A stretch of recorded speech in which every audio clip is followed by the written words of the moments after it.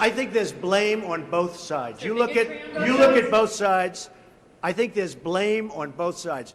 Plenty of fallout tonight after President Trump says there were fine people on both sides at the Charlottesville rally when violence erupted in Virginia. And he also made sure to defend himself as he continues to be criticized for waiting 2 whole days to make a statement denouncing white supremacists. Our DC Bureau Chief Ross Palumbo live now from the White House with more on this contentious news conference earlier today. Ross.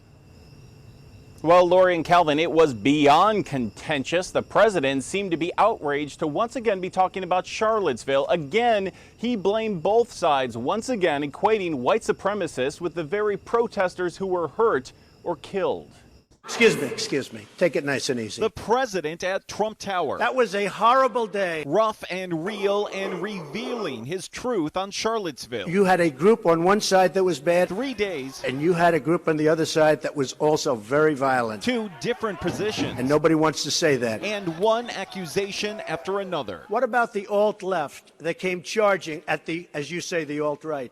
Do they have any semblance of guilt? Trump originally saying there was hate on both sides, then revising that to focus on white supremacists, and now today back to this. I think there's blame on both sides. You look at both sides.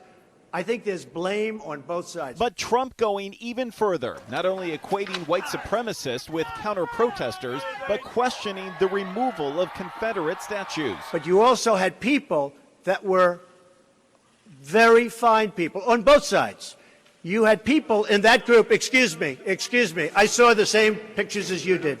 You had people in that group that were there to protest the taking down of, to them, a very, very important statue. South Florida Representative Ileana Ros-Lehtinen saying blaming both sides, just no. Debbie Wasserman Schultz saying it's sickening. Senator Marco Rubio saying organizers are 100% to blame. Bill Nelson saying there is no defending white supremacists. The driver of the car. The president also speaking out about the suspect, James Fields. The driver of the car is a murderer, and what he did was a horrible, horrible, inexcusable thing. All of this as the CEO of Walmart rebukes the president. The head of the AFL-CIO also abandoning the president's manufacturing council over bigotry and domestic terrorism. 6 of the country's most influential have now walked away. I have to tell you, some of the folks that will leave, they're leaving out of embarrassment because they make their products outside, and I've been lecturing them.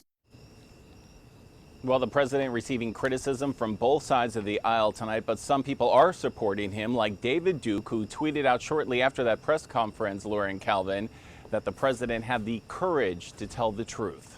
And Ross, President Trump has devoted a lot of energy to the Alabama Senate race. How's that turning out tonight? Well, as you know, that's the seat that Jeff Sessions left to become the Attorney General. There's a primary that happened there today. The president has been supporting Luther Strange strongly, tweeting out left and right support for this man. But tonight he was 10 points behind the leader, Roy Moore. So that's a small disappointment for the president. There will be a runoff election in that case coming up next week. Ross Palumbo at the White House. Ross, thanks a lot for that. In the wake of